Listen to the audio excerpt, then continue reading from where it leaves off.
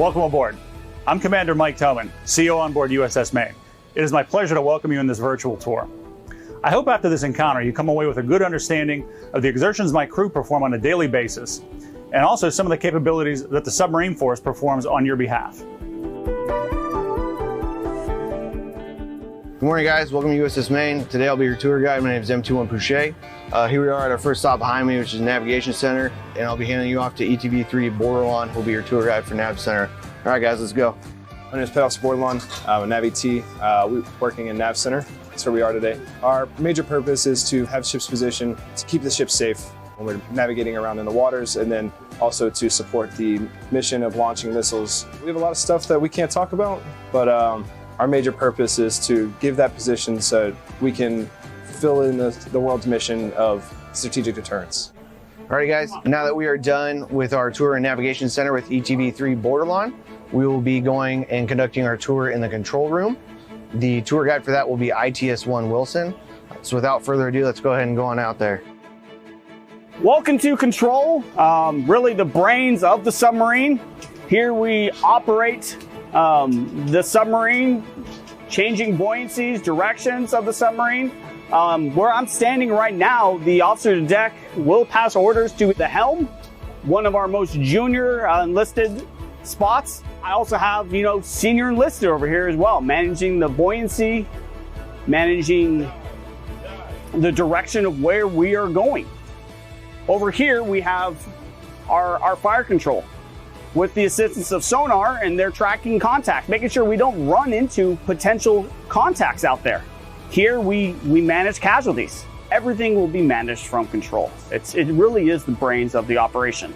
Whether we get strategic tasking from the President of the United States or from STRATCOM, all the decisions for the submarine are based out of control. All right, guys, I hope that you enjoyed your time up here in control with ITS-1 Wilson. From here, we'll be headed on down to the torpedo room to speak with Petty Conklin. Hi, I'm TM2 Conklin from the USS Maine. Today we're going to show you the torpedo room. So behind me, I have the weapons launch console. We use the weapons launch console to help communicate weapons launching operations between fire control. We have 4 torpedo tubes. On the port side torpedo room, we have torpedo tubes 2 and 4. So these right here are called dollies. These are 80 pounds. These are teddy bears. These actually, you could attach the dollies on top of these so that we can move this in a stowage position, as right now we have no torpedoes on board. This right here is the rail for our rabbits, and normally we don't move these, but we move the actual torpedoes. This goes all throughout the line of our tube loading and weapon handling tray, and with that we use those to move the torpedoes. These are the DC battle landers, so it's called DC for damage control. So if we lose power, we could use these to actually operate so that we can actually still see things using this DC lighting. Now that we were done down in the torpedo room with Petty Officer Conklin, we're here up on second level. We're going to be going to the Missile Control Center, which is my space, along with M21 McDonald. I'll be turning you guys over to him once we're in there, and he'll be giving you your tour of Missile Control Center. So let's go ahead and get it going. All right, guys, this is M21 McDonald. This is MCC. In here we monitor the safety and security of the weapon system and also maintain targeting and launcher. So at the launcher console is where we can control opening hatches, shutting hatches, monitoring tube temperatures and pressures.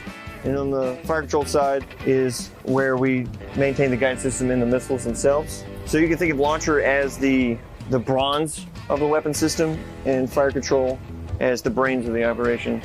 Thank you guys for stopping by MCC, and I'm going to turn you back over to Petty Officer Pouchet. Hey everyone, now that we're done talking in the Missile Control Center with Petty Officer McDonald, here we have one of the several staterooms that we have on board USS Maine. This one in particular is the WEPS and AWEPS stateroom. Here they would have their desks with computers and workstations. Unfortunately, we had to have them up due to the nature of the work that we do here for this video.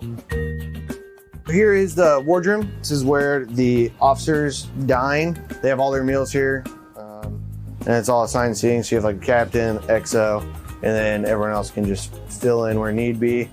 And then up here we have a lot of namesake stuff from the state of Maine and old ships that were the Maine previously. Stuff down when commissioning happened and when special bottles of beer were brewed.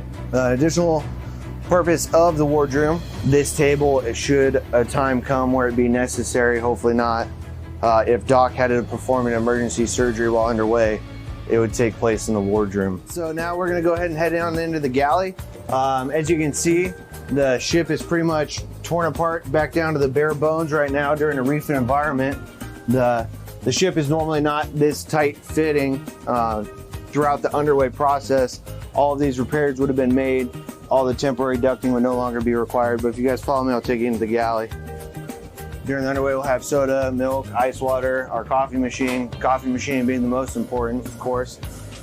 Normally, when you get ready for your on-watch period, you'd be standing coming through line here, and you'd have your dishes that are prepared by the CS division, culinary specialists. We have a griddle in here, 2 fryers, 2 ovens, 3 large steam kettles that they use to prepare the food for the watch section during the underway period.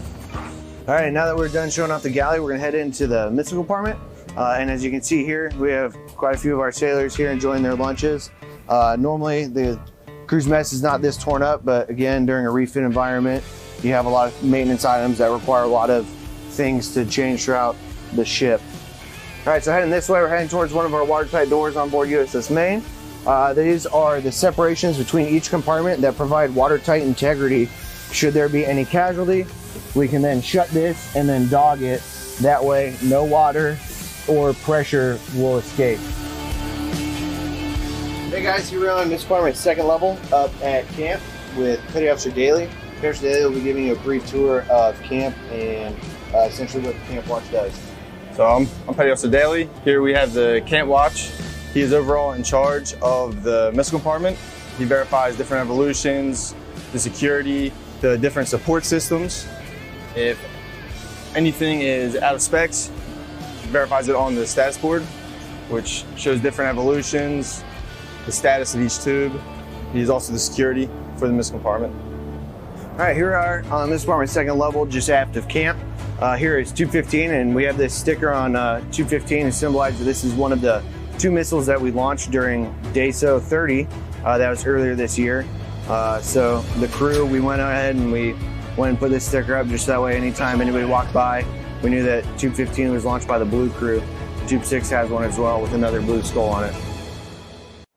We'll be dropping off with Petty Officer Rescue, who will be giving you a brief rundown of the supply department. Go ahead, Petty Officer. Thank you, Petty Officer Boucher. So right here is where all the parts on the boat get sent to us from every single department on the boat.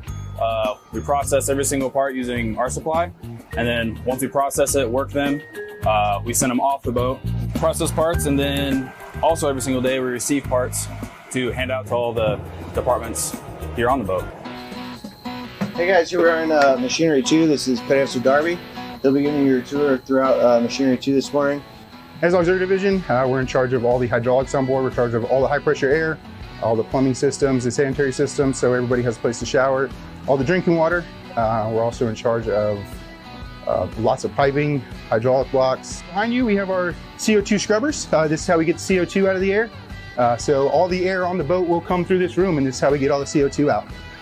Right back there are CO-H2 burners. They get the CO and the H2 out of the boat. So let me tell you about how we make drinking water. So the nukes will take the undrinkable water and they will turn it into drinkable water through our reverse osmosis units. We're in charge of all the extinguishers, fire hoses, everything like that to make everything safe. So when we're underway, we don't have to worry about any casualties or anything like that. We can take care of it all.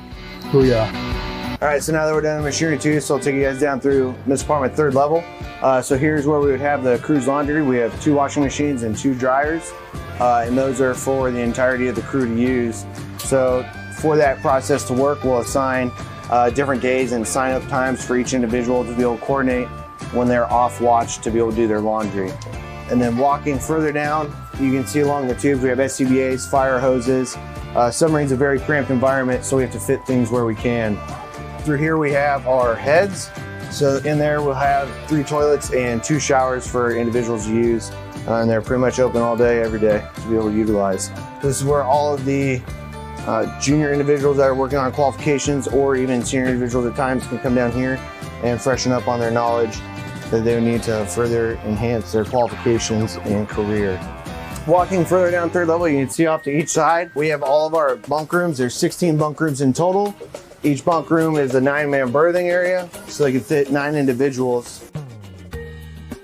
So in here, we have 9 individual racks. Each one has a little bit of stowage space underneath it. That's where you're gonna fit all of your clothes, all your socks, underwear, t-shirts, your extra FRVs.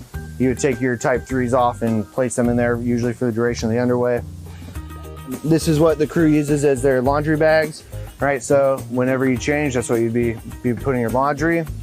Each rack has a foot locker on it, so you have a little bit of extra storage space there. Put your books or whatever kind of electronics you wanted to bring with you during the underway. And then also each individual rack is assigned its own P drawer.